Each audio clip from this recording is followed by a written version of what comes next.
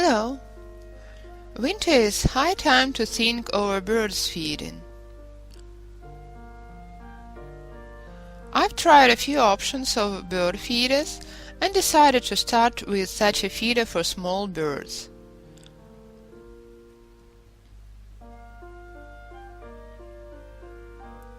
I've prepared a cardboard workpiece and I'm going to weave a cloth to shape it into a feeder afterwards. So the width is about 18 centimeters, about 7 inches. How have I calculated? The intervals between the holes are 2 centimeters, about 1 inch, and half a centimeter, about a quarter of an inch, for the hole itself, to fit in 2 tubes into each hole. So insert the tubes and form a base for entwining. I insert the tubes leaving the tails rather long, in order to shape the feeder top. 7–8 centimeters, about 3 inches. After this, I lean the tubes and start entwining them in a normal printed cotton weave technique. So start weaving in a normal printed cotton technique. I've just taken the tubes out of a freezer. They were painted in advance. Let me show you the way I lengthen the tubes.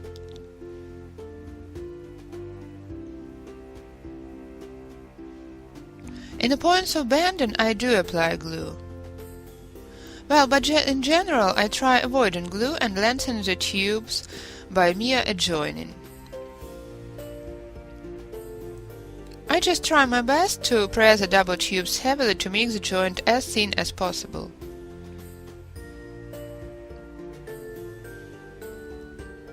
And continue weaving. Now it's high time to lengthen the working tube again. I've already shown this trick. Well, I'm not the only one who uses it, and I really like it very much, as I don't depend on glue.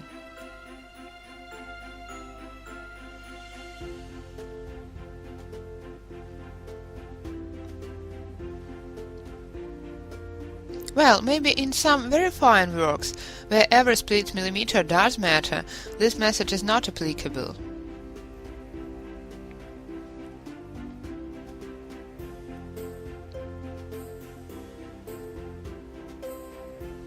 But in my case it is very convenient lengthening the tubes this way. After I've woven a few rows, I insert barbecue skewers. Well, I did try weaving without them, but finally I've concluded that in this very case it is preferable to use skewers.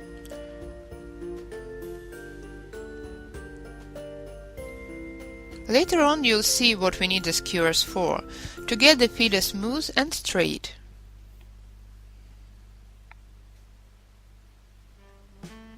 So far I continue weaving this way up to the end of the skewers.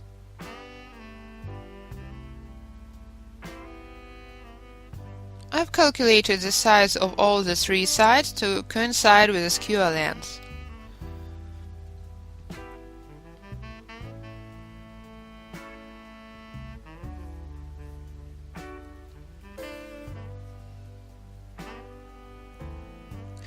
Since this feeder is meant for small birds, I use short skewers. For bigger feeders you can use twigs, for example. I'll say a few words about it later. You may have noticed that in the points of sharp bending some cracks are unavoidable, even though my tubes are wet enough right over freezer, well prepared.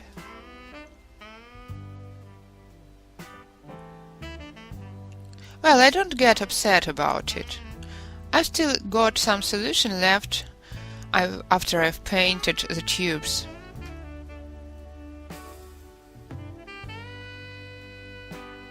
So I cover the cracks with this mixture after I finished weaving.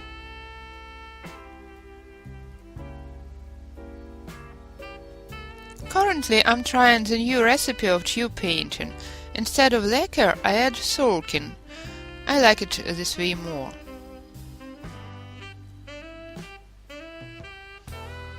However, I'm still experimenting with the components' proportions, so I don't talk about it so far.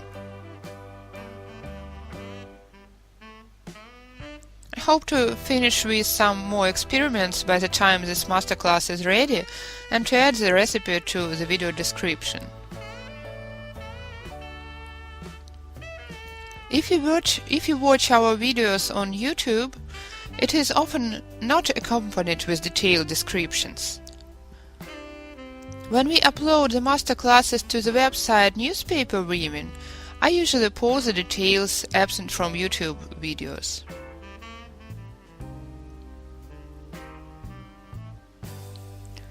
So I'd recommend visiting the Newspaper Weaving website and reading the posts below the tutorials.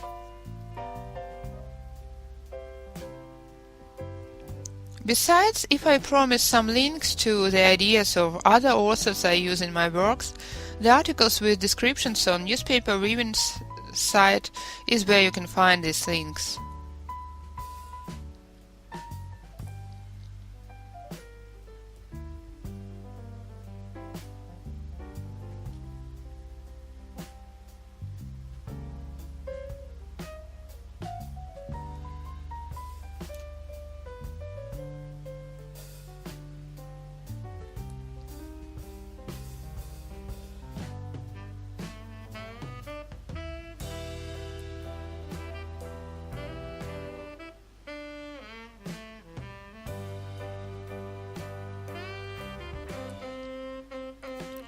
Lengthen the poles. Try making the joints at different levels.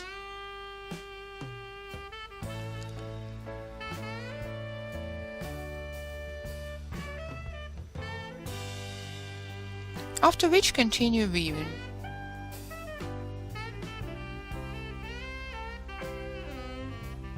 When lengthening the poles, I use Dragon, universal polymeric adhesive. So I finished weaving, having entwined the skewers and woven about 3-4 rows more. These additional rows are going to be the bending line. Then I insert new skewers. I've separated the weaving from the base, since it is inconvenient to continue weaving this way.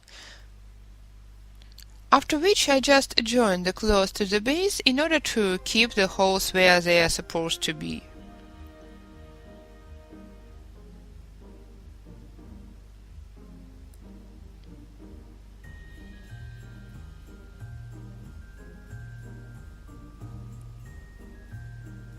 You can bend the cloth a little like this. After this I add new skewers to the extreme poles and continue weaving throughout the skewer length.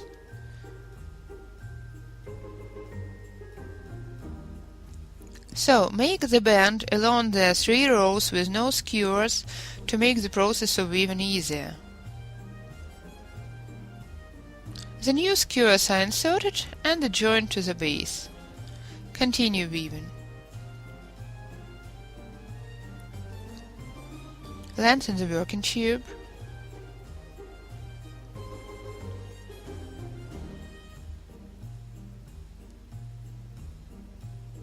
Straighten the poles along the lines to keep the direction. If the poles slide apart when weaving, fix them back. It is easier when the tubes are wet. When they get dry and the cloth gets shaped, it would be more difficult to smoothen the tubes. That's why I try noting the failures and fixing them in the process. As a result, I've got such a woven cloth consisting of 3 sections.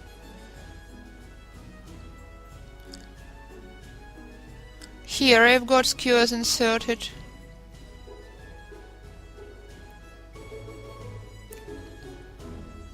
Then about 2-3 rows with no skewers. Then the next skewers inserted, 3 more rows without, and the third section with skewers inserted. So we've got 2 lines to bend the cloth.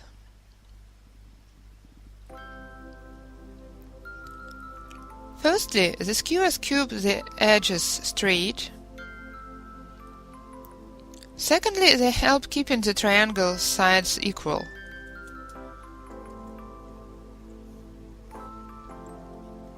The next step is connecting the sides.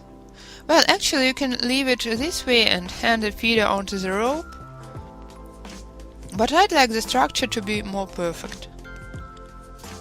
So I unite 2 sides and continue weaving the cloth, engaging the tubes from both sides and narrowing the weaving.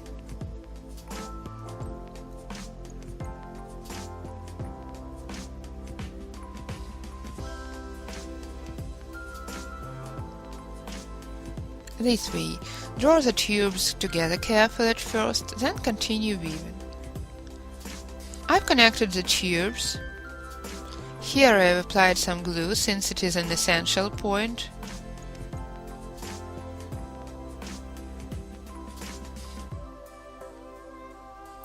Pull the tubes together and start entwining bunches of poles.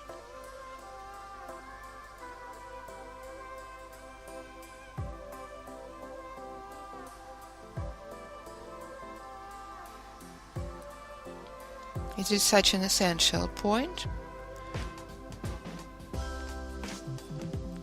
Smoothen the weaving right away.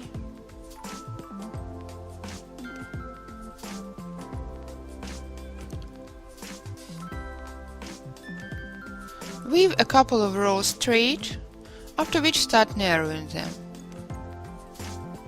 Having woven a few rows, in this case 4, I cut off excessive poles.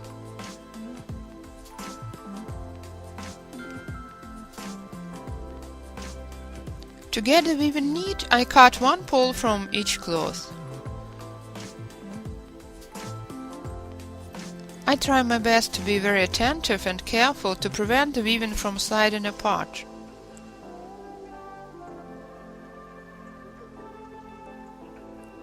So I cut this pole and another one from the second cloth. Here I've got to cut 2 poles in the middle.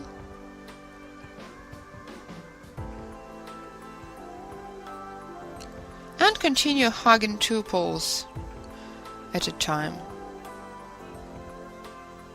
So start narrowing the doubled cloth. I bend the extreme poles and start hugging the poles by 2. In the middle I add 2 extra pairs of poles in order to shape a loop to hang the feeder.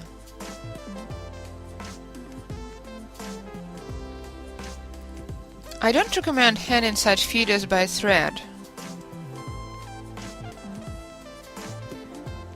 Otherwise the structure would be too unstable, shaken by the wind, which would scare the birds.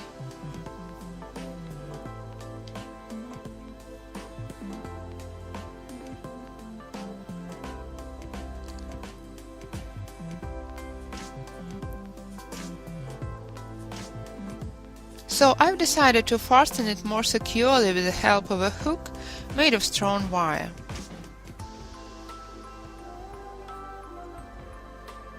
For this purpose I shape a loop. Narrow like this and continue weaving.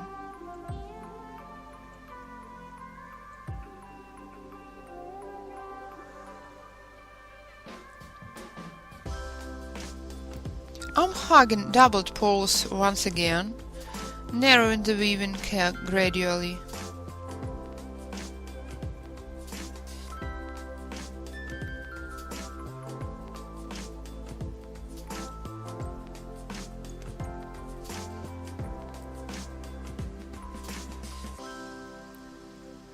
Finally, I've reached the loop. Now I'm weaving a loop in a normal figure 8 technique.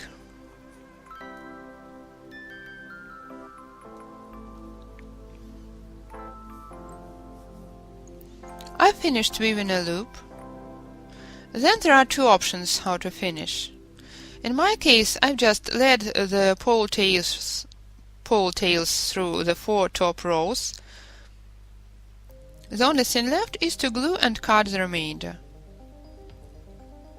The second option is wrapping the tails like this, then glue and cut them. In this case, I've wrapped the tails too. The last thing left to do is an edge to keep the feed inside.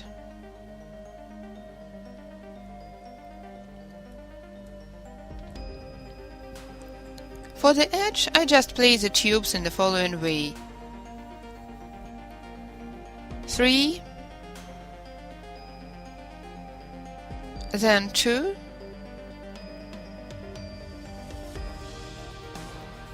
and 1 tube at the top. I cut the hollow tails, leaving the tight middle part of the tube.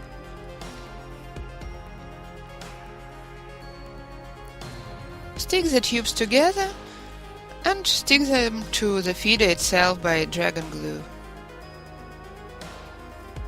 As a result, I get such edges, which allows placing more feed inside. Well, actually that's all I was going to tell you about such a feeder for small birds.